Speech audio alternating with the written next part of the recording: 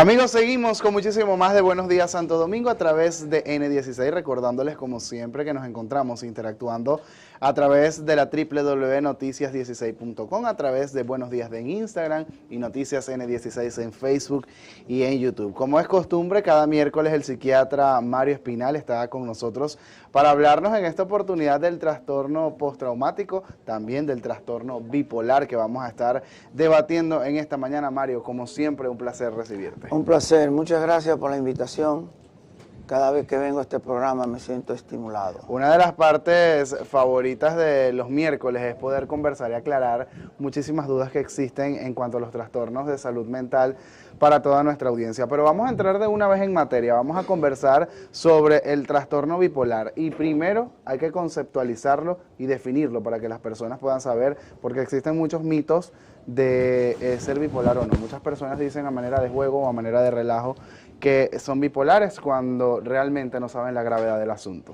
Claro, es una enfermedad mental que está en boga. Cada cierto tiempo, a través de los medios, la prensa, las agencias, tanto nacionales como internacionales, ponen una enfermedad de salud mental en boga.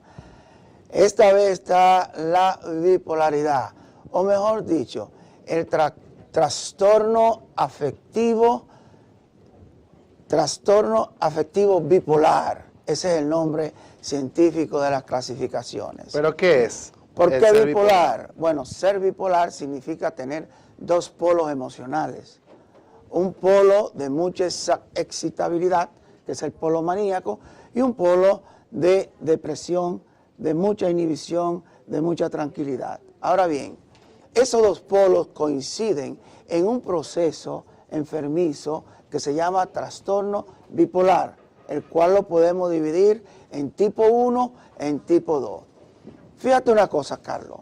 Normalmente nosotros en la vida cotidiana tenemos vaivenes del estado de ánimo, de las emociones, dependiendo de las circunstancias que nos rodean.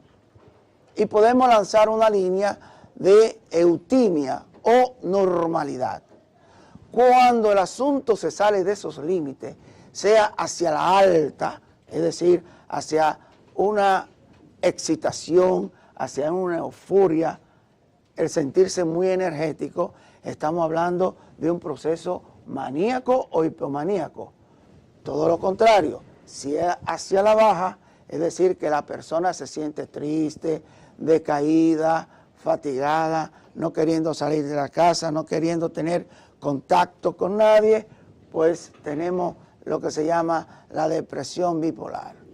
Es bueno aclarar que existen muchos tipos de depresiones y que una depresión que se dé en una persona en su historial, que solamente tenga depresiones y depresiones, el médico especialista tiene que ser una historial de la persona muy profundo, porque si no hace un diagnóstico certero, va a hacer un mal tratamiento.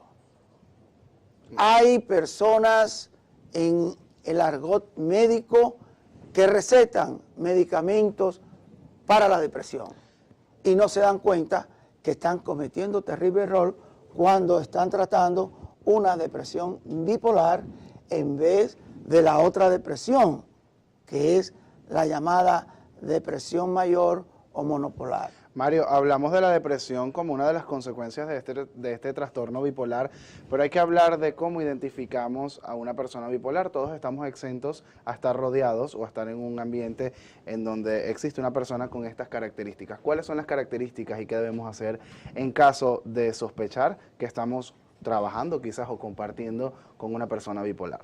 Mira, hay una cosa. A veces las personas tienen comportamientos atípicos que se salen de lo que cada quien considera que es la normalidad. A veces es porque tienen un trastorno de personalidad encajado ya, a veces es porque están siendo parte de una etapa maníaca de lo que se llama trastorno bipolar. ¿Estas serían las señales? Las señales serían una persona, por ejemplo, que es muy extrovertida, una persona que habla más de la cuenta diferentes tópicos al mismo tiempo. Por ejemplo, un maníaco en su estado efervescente te diría, oye Carlos, que estuvimos anoche en una fiesta y entonces después de eso me llevaron a la casa, pero en la casa encontré un amigo que me llevó a la funeraria, y en la funeraria entonces nos pusimos a hablar de que en la finca de su padre había un chivo que había que agarrar y cosas. Te va metiendo diferentes tópicos a una velocidad muy rápida, porque es la expresión de un pensamiento rápido que tiene en ese momento. Podríamos definirlo quizás como una montaña rusa de emociones, entonces. No, técnicamente se llama una taquisiquia, okay. Pensar rápido. Y la expresión del pensamiento en psicopatología es el habla. Entonces una persona que tenga pensamiento rápido o fugaz también tendrá un verbo, una expresión verbal rápida. Es lo que técnicamente llamamos verborreica. Entonces el maníaco te va a dar cuenta. Digo, cuando están en una manía franca, hablan mucho, se mueven mucho, son muy conflictivos, tienen mucha distraibilidad, no son capaces de hacer el trabajo habitual y entonces te das cuenta que su vida está corriendo muy rápida. Ahora bien, esa es la etapa de manía. Hay otra etapa que no es tan intensa, en donde se dan los mismos síntomas y que tú lo notas cuando tiene una convivencia cercana al paciente. Estos individuos en esa etapa difícilmente tengan que internarse en una unidad en crisis porque están muy anormales. Muchas veces la manía puede llegar a tener síntomas psicóticos, de estar una persona con delirios, con alucinaciones muy fuera de la realidad, muy anormal y que hay que intervenirlo. Mario, hay que hablar rápidamente sobre los orígenes, las raíces. Sabemos que puede ser de manera hereditaria, pero también se puede adquirir socialmente la bipolaridad. Nos podemos convertir en bipolares quizás compartiendo con algún jefe, algún familiar que también tenga trastornos de bipolaridad. Si bien es una enfermedad heredito familiar, no todos los casos se pueden etiquetar como responsable de la genética del individuo. Ahora bien, tampoco la transmisión genética es automática. Tú puedes tener un padre bipolar o con rasgos bipolares y una madre también, pero de 4 chicos que tengan, de 4 hijos, quizá uno salga con un rasgo bipolar o con una bipolaridad tipo 2. Quiere decir que eso no es automático. Además de que nosotros tenemos un cerebro, tenemos un órgano sumamente complejo, sumamente arborizado de células que pueden trastornarse por una serie de noxas, de tóxicos y de traumas que pueden dar comportamientos bipolares, comportamientos psicóticos e inconductas muy anormales que podemos distinguir. Mario, para finalizar y como es costumbre, queremos compartir con toda nuestra audiencia tus puntos de contacto, donde podemos asistir a consulta y si por supuesto también requieren de alguna recomendación. Rápidamente, por favor. Bueno, yo estoy en el Centro Médico Gascue, ahí estoy todas las tardes, al 809-481-2018. 809-481-2018.